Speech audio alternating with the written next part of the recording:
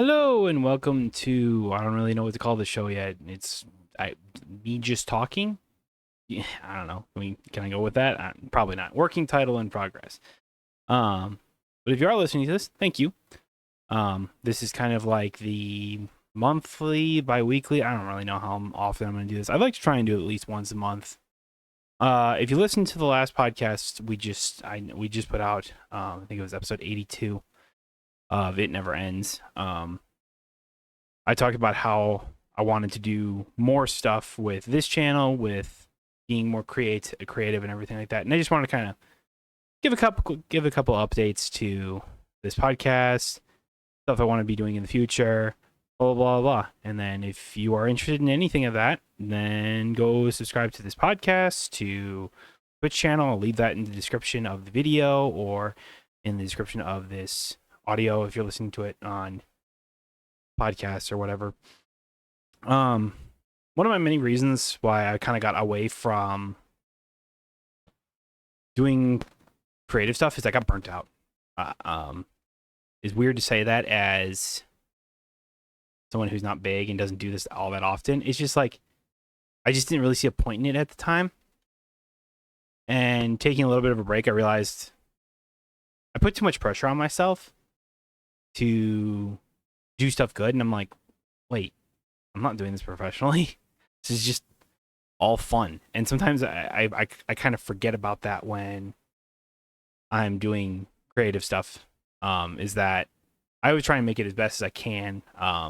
Feel as I don't know, professional as I can is I think the best way to describe it. And I realized by doing that, and I'm not saying I'm just going to put out utter crap. I'm still going to try hard to make it look good and everything like that and be happy with what I'm putting out. But at the same time, if it doesn't look the greatest compared to other people's, I mean, these are people that are professional. Like they do it all the time. They have editors that really know what they're doing type thing. And I'm sitting here going, I'm going to be doing this all myself. So I can't compare myself to that. And if I do, I'm just going to just I don't know, be disappointed and everything like that. Because part of the reason why I've always talked to this podcast that is like, if anyone listens to it, cool. If not, I don't care. It's this has always been for me, for Alex, whatever, to do and to have fun. It doesn't matter whether or not people listen. Doesn't matter if people like it or anything like that. It doesn't matter really what happens. If I'm enjoying it, which I am, I will continue doing it because it's something fun and cool to do as opposed to more other things. But I kind of got away from that over the past couple of years. And while I kept the podcast going because I really, I like talking to my buddy.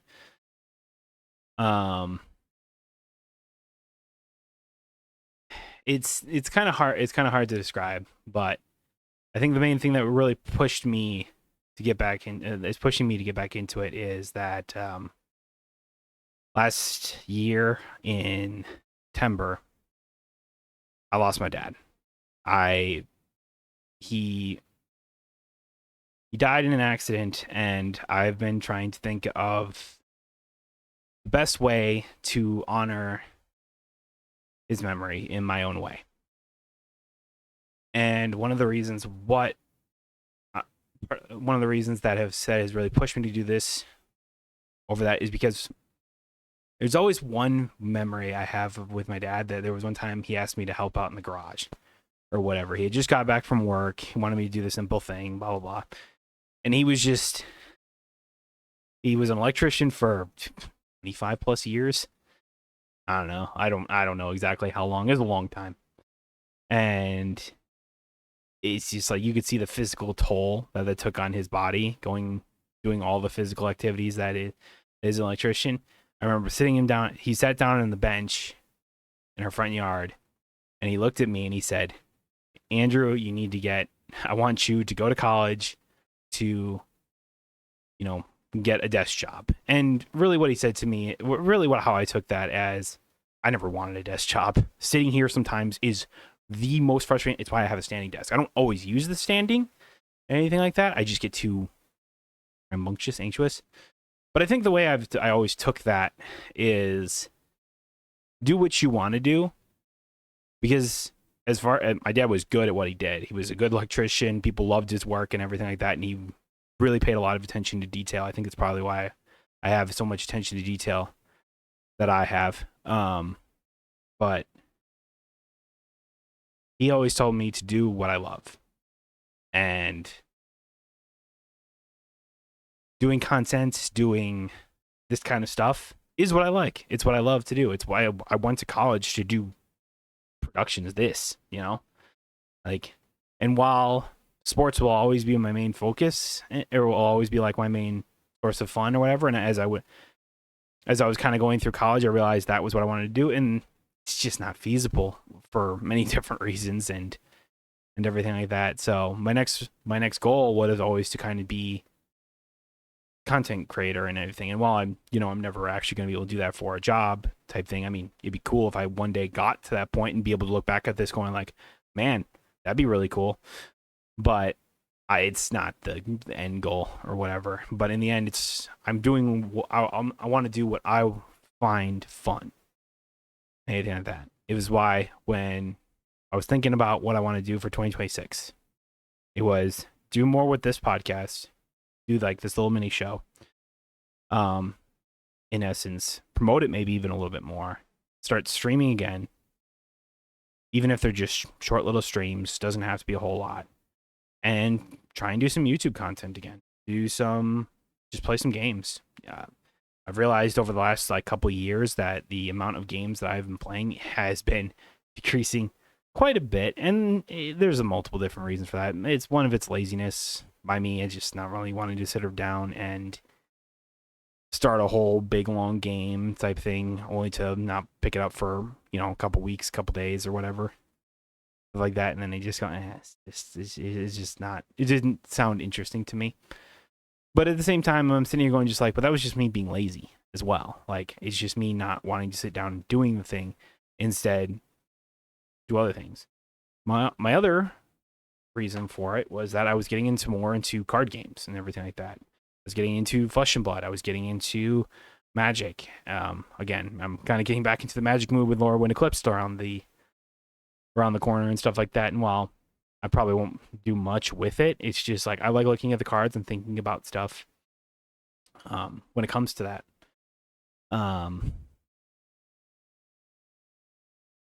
So yeah, I mean, that's pretty much what I want to do. As for plan laid out for it or anything like that, I'd like to try and stream at least 1 to 2 times a week at all possible. If do some games, maybe start with some like easier games or whatever. I was like, there's a lot to look forward to, as well as games I have yet to play. I have yet to finish Silksong. I played for probably, what is it, like 3 hours or something like that? I could look on Steam because I haven't opened it since I first played it. Okay, 5 hours. I played for like 5 hours, and it was really good. I really enjoyed it. It was Hollow Knight, and I was exactly what I was kind of hoping for with it, but I never really had the motivation to keep playing it. And I think that's partially because I never put, I don't know if the pressure is the right word, or if it's just like, I didn't motivate myself enough to play it type thing. But yeah, I mean, that's pretty much it. So it's like, we'll do some other games. I know Slay the Spire 2 comes out in, I think it's April, if I'm not mistaken. That's pretty freaking cool. I put like 200 hours into the first Slay the Spire game, and I enjoyed the hell out of it. It's probably one of my most favorite games of all time, pretty much, or whatever, especially more recent games. I'd like to get, I was kind of doing Binding of Isaac stuff, maybe just doing that every so often. There's a bunch of other games that I was really getting into as well. Monster Train 2 came out somewhat recently. I mean, it was like, I don't know. Let's look at the store page again for when it came out. Yeah, May of last year. I played that. You know what's funny that is I actually have like the game, not 100%, but I have almost all of the clans and stuff like that. All leveled up and everything like that. I think I beat the Titans as well. on that, but I did it on my Switch because I was on vacation when I was really getting invested into that game. So I bought it. I bought it for not only Steam but the Switch, and I played a lot on the Switch. And I think in just like 1 week's time, I played it. I played it so much, and some more. I basically did everything in that game, and then I was like, oh wait, I have this on Steam too. So I started playing it again on Steam, and I'm really good. A few other indie games I'd like to just show off or play a little bit more of too. It's like, um, what was it? There was a new one I just found that I was really liking. It was Tales and Tactics because it was like a auto battler, but like single player and like roguelike-y. So it's kind of neat. So just some little things here or there that I want to do that. Maybe some bigger games. I'll have to play Expedition 33, Hollow Knight Silksong I brought up, as well as to do some more other stuff. And I'm sure there'll be a bunch of other indie games that'll come out that I'll do. I still gotta play Dispatch. Gotta play some more Dispatch. Maybe we'll just sit and fucking do grinding on Borderlands when like the new Vault Hunter and stuff like that comes out. I don't know. There's a lot that I could do, and I just have to like actually sit down, motivate myself to actually do it, type thing. And I'm trying hard to push myself, and what I will try hard to do, push myself to do that kind of stuff in this upcoming year, and try and do it with consistency and not feel like I'm getting burnt out or putting myself down because comparison is what do they say? The comparison is the thief of joy. Basically, is that if I compare myself to these professional YouTubers out here, of course it's gonna look like crap compared to their shit. Oh shit! Like they're professionals, they're editors, and they have editors that really know what they're doing.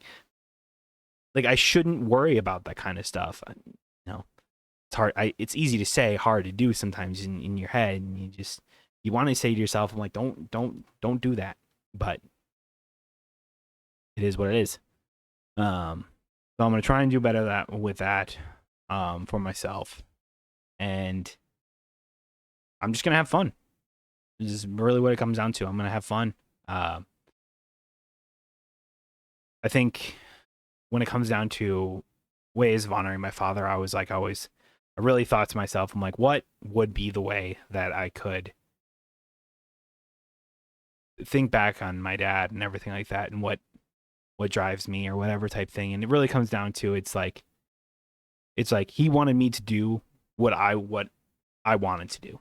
He didn't want me to feel like I was stuck at a stupid dead end job, come home tired as hell and stuff like that, and just be grouchy, stuff like that. I'm like, no, that's not what I want for myself, and that's not what I want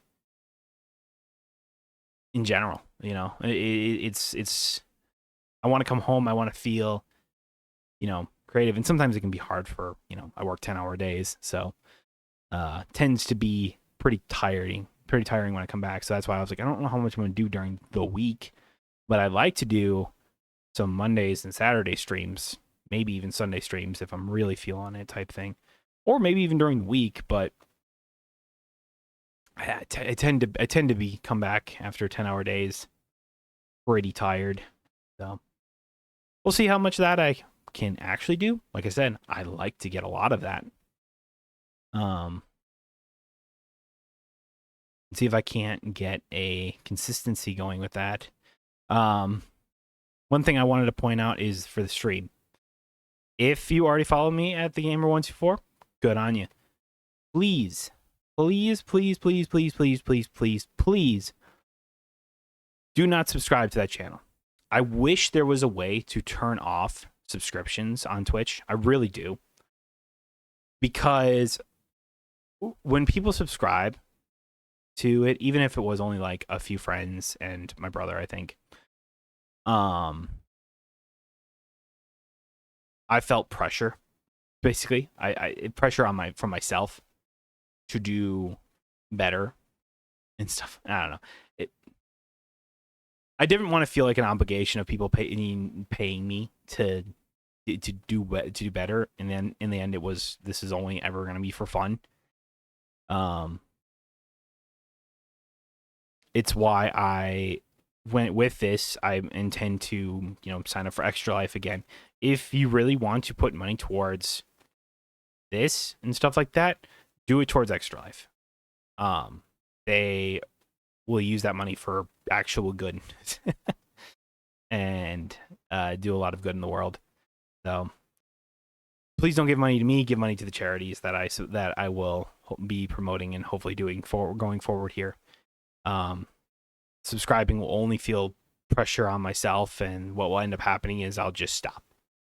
And I don't want to do that, but I feel like that's just what's going to happen. But yeah, that's kind of the updates right now. This is not meant to be any sort of long form stuff. I've been kind of just rambling as I've been going, so no big surprise if you're listening to the podcast of us just rambling. But yeah, that's the updates for 2026. Going forward. Now for the other reason why I wanted to do this, is that one of the other reasons I wanted to do this is because of the stinking Packers. If you've been keeping up with the NFL playoffs or whatever, Wild Card Weekend is this weekend. I'm filming this on Monday, so we have the Texans Steelers game is tonight. But goddamn Packers, man. I've never felt more frustrated with this when a Packers team than I have in my entire life. I do not consider myself a football fan, but the Packers are the team I root for if it comes down to professional football.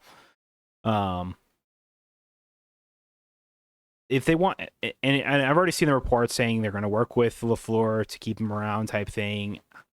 He better be on the goddamn hot seat. That's all I goddamn know. Because if I was the Packers, after watching how this season unfolded, after looking at other teams, people talk about how many injuries the 49ers have, and they have a fuckload of injuries.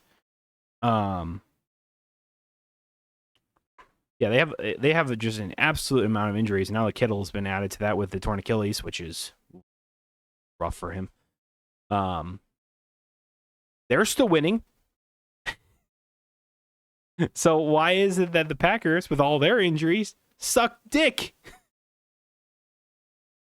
Oh my god, dude! The funny thing is watching that Bears game. I literally said, I think we went up 14-0 or 14-3 or whatever the hell it was. We were up 14-0 or whatever. I think by the end of the first quarter, and I looked over to my brother who had just come downstairs to watch the game with me, and he said, "Oh, we're already up big," type thing. That's great. And I looked over at him. He goes, and I say, "I cannot wait to blow this in the fourth quarter." And look at what fucking happened. If the Packers really, really were smart, which they're not, but, I think it's time to move on from LaFleur. I think it was time to move on from LaFleur probably about 2 years ago. And thing is they were doing well. I think the record was pretty good, so they weren't going to do that.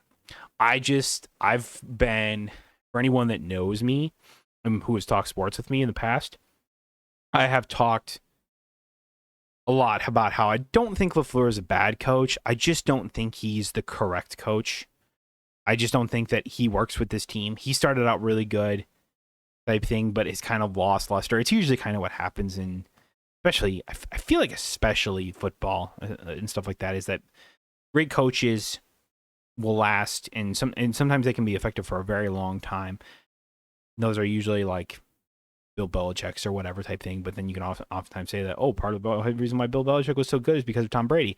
I almost say that same thing with LaFleur, is that ever since Jordan Love took over, I feel like the seasons have not been great. And not because I think Love is bad, it's just because I think that he compares Love too much to Rodgers when they're two, I don't know, fundamentally different players. Like their play style is the same, but it's different. Whatever. Doesn't matter. I just think LaFleur shouldn't handle the play calling if in reality, because he is so predictable. When teams are calling out the play before it happens, does that not scream predictability? It feels like the offensive schemes don't exist. There's no game plan when it comes to the offense type thing, which is so stupid, because with how many offensive tools you have, you got Romeo Doubs, Christian Watson, Jaden Reed, and before Tucker, and before, and the thing is before Tucker Kraft went down due to ACL, the Packers offense looked unstoppable and stuff like that. And I know Luke Musgrave's never going to be as good as Tucker Kraft or whatever. Never expected him to do that. But the thing is like, okay, we lost Tucker Kraft. Let's focus now on our other guys or whatever. Well, Watson was hurt. Reed was started coming back from that. Okay, but we were still winning games with that guy. Now that they were back, let's start utilizing them more. And they didn't do it. Golden, I was like Matthew Golden, the rookie that they drafted in their first round or whatever, made that big splash. I'm like, oh, we're gonna sign wide receivers, stuff like that. They didn't feed enough in the regular season to know whether or not he's good or bad or anything like that. You need to design plays for these guys and stuff like that. You have a deep wide receiver role. The thing is there's no good wide receiver one. Dobbs is supposed to be your veteran things, and he has his games where he's super good, and then he has his games where I'm like, where are you, guy?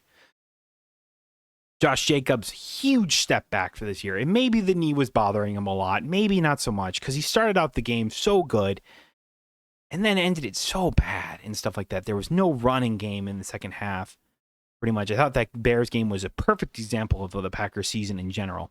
Really great in the first half, really great at the start of the season type thing. Fell off hardcore halfway through the season. The fact is, this team only got 9 wins and ended the season on a 5-game losing streak. 2 of those losses were really bad losses to the Bears. Why in the world should I believe that Matt LaFleur or the defensive coordinator and Jeff Hatley are going to do any better next year? No, they're not. They should be fired. They should be gone. The Packers should be looking for a head coach, and they should try and get John Harbaugh. As much as I don't like the Harbaugh brothers, I just think that he is by far the best when it comes to the NFL coaches and everything like that, if you're not looking at coordinators. Or better yet, what I think they should do is they should try and get the head coach from the Vikings defensive coordinator. Because looking at his numbers when we played him in the last week of the season, holy shit, he has the defense fucking rolling. You know? And it's like, really?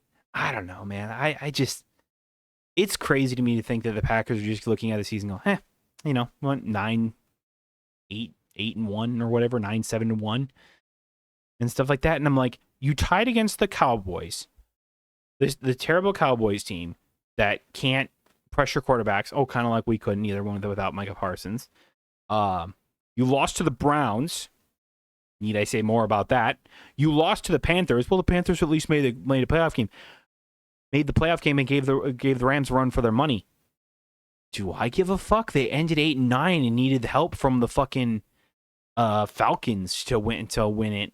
Or yeah, because the Saints needed to beat the Falcons. Yeah, to get in there. Had New Orleans pulled that offset off, they would be on the outside. Finished 8-9. They're not a good team. And yet the Packers lost to them. And look, some of the losses are understandable. The Eagles loss, as frustrating a game as that was, to lose or whatever, you could have won that easily. Trying to think what some of their other losses. The Broncos. I think the Broncos game you probably should have had. Unfortunately, I feel like that's the game where everything came apart. Because that's where Watson got hurt for the rest of that game, as well as Parsons tore his ACL. At least the Broncos are a good team, at least in the fourth quarter. So I guess it's kind of like Bears. Guy, it could be, this will either end up rolling extremely well or whatever this prediction. It'd be really funny to have Bears Broncos Super Bowl, because you'd watch you watch both teams do nothing for 3 quarters, and then the fourth quarter, like they'll score like 40 points together. Like it'll be like 80 points. They won't do that, but it would be funny though. The thing is like I keep hearing Packer fans just going like, oh well, this is a fluke year for the Bears or whatever type thing. It's fluke year. They won't be this good in the future years. I don't care whether or not I think they're going to be a good team next year and anything like that. The Packers need to take the Bears more seriously now than ever before in recent history. Every year the Bears have been good. It always has been a fluke because I think that they had bad coaching. Ben Johnson has shown that he is a pretty good coach. I don't think there was anyone's doubts when that came around type thing and stuff like that. And maybe Caleb Williams actually is going to turn out, as much as I really regret saying that, as the former USC quarterback. And, I'm a Notre Dame fan. So it's like he's established that, he might not be the best all the time, but he gets the results that you need and stuff like that. And maybe that won't translate next year. Maybe whatever type thing. I still think that maybe the Bears don't win the NFC North next year, but they probably could, make a playoff spot and maybe make some splashes, maybe whatever. But it's just like the fact is they continue to just not put any, the Bears still suck and stuff like that. I'm like, yeah, we always say that because that's just what you do. But in the end, it's like, but you still do need to take them seriously. This is a competent team that knows what they're doing now. Or at least offensively. And defensively, they forced like the most turnovers in NFL or something like that. One of the highest, at least. You got to take them seriously. You do. If you don't, you're gonna regret it and stuff like that. And we're gonna be falling in the same suit we did this year, type thing. So I don't know. But no, we'll stick with LaFleur. I haven't heard about if Jeff Hatley's coming back. He should not be. I don't care if he was working with a bunch of scrubs with all the injuries and shit like that. I'm like, what scrubs? You mean the scrubs that have been playing defense all year basically? Oh, but because Parsons isn't getting to putting enough pressure on the quarterback that because he's been hurt, it's not necessarily Parsons' fault. It's just he went with it down with the ACL tear. What was he supposed to do? Those last 5 games, there was no pressure on the quarterback because anyone else sucked ass type thing. Our running game was non-existent because Jacobs was either his knee was bothering him or he just plain sucks or the offensive line wasn't creating holes. There's so many problems with this Packers team that I'm sitting here just going like, there's no one good fix. But I think one good shift can happen by bringing in a culture of a new head coach. That can just massively change around a team by doing that or whatever. It's like, if you want to make the biggest change, the biggest thing or whatever when it comes to that, it's like, that's what you need to do. My brother recently told me that, what was it? Riley Leonard, or not Riley Leonard. Whatever the former Wisconsin defensive coordinator, head coach or whatever, guy was. Can't think of his name, but he recently interviewed with the Cowboys to be the defensive coordinator for them. He had one of the best defenses in college football when he was with the Badgers, and he continued to show that with every other team that he went. I think he was special assistant defensive coordinator for the Broncos. Broncos have one of the best defenses in the league, type thing. Maybe he was a part of that. Maybe he was one that helped figure out the defensive schemes against all of these opponents or whatever. You have a full week between weeks to analyze a team, to understand their offense and know what kind of plays they run, or at least be able to learn how to neutralize some of the weapons that they have, or at least dampen them. There's some guys you just can't stop. So yeah. Fire Hatley, go get him. He loves Wisconsin. He never wanted to leave Wisconsin. I think it's why he never took a head coaching position anywhere else. He would only ever a special assistant, so he only had to work like a couple. He could work from home and whatever type thing. It's like he loves Wisconsin. His like kids are around here and everything like that. It's his family, everything like that. He loves Wisconsin. Green Bay, this is the time to do this. Please, Packers, time to do it. Fire Hatley, hire him. Fire LaFleur, try and convince John Harbaugh to come, and if not, go look for a new head coach. Do the smart thing and do what the Ravens did with John Harbaugh and stuff like that, and fire him. They fired him not because he was not effective or anything like that, not because the Ravens had an injury-riddled year with Lamar Jackson and stuff like that, and as well as like a bunch of other players that caused him to do that, but because they realized that continuing to go forward with John Harbaugh will probably end up meaning the team will not be as effective as they could be, type thing. It's the general thing where Coaches don't always last longest in a certain spot. I believe, is it 7 or 8 seasons for LaFleur at this moment? Maybe it's time. Maybe it's time for a change, but they ain't going to do it because the Packers are too concerned with, well, then you got to pay and whatever type thing and stuff like that. You traded for Micah Parsons because you wanted to try and win a Super Bowl, right? Right? You wanted to bolster the defense and go for a Super Bowl. You traded 2 first-round picks to do that. So what are we talking about here? This is like whenever I hear reports about like, oh, Giannis wants out of Milwaukee, even though he continues to deny that and everything like that, and even said this year that I love Milwaukee, I will always want to be a part of this team if they want me type thing. And the Bucks would never not want Giannis and stuff like that. He's going to go down as one of the greatest Bucks of all time. They're right up there with Kareem Abdul-Jabbar and stuff like that. So I'm sitting here going just like. And the reason why the Bucks, despite not having the most trade packages or whatever, they're looking to bolster this team, looking to bolster a kind of a bad team and stuff like that with Giannis or whatever. It's like Giannis not only shut down trade talks, but as well as like the Bucks have talked about how they want to make this team better. They want to. The Packers should be doing that same exact thing. Even if it means mortgaging a bit of the future, which you already did with Parsons type thing, to go out there, spend money. Please. I need a Wisconsin team to spend just a little bit and everything like that. If it's not, I was like, the Bucks are already spending a lot of money. They went out and still got Miles Turner. They're paying Giannis a lot of money type thing, along with a bunch of other guys. They re-signed, was it Ryan Rollins or whatever, to a pretty club-friendly contract when it comes down to it, considering he's a breakout star guard right now.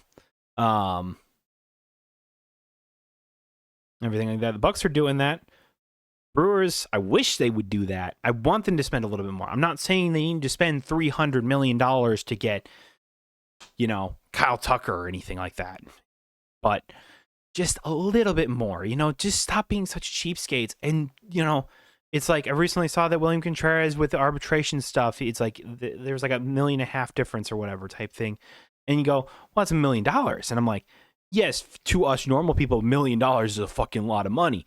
But for these MLB franchises, when you already have one of the lowest payrolls in baseball, show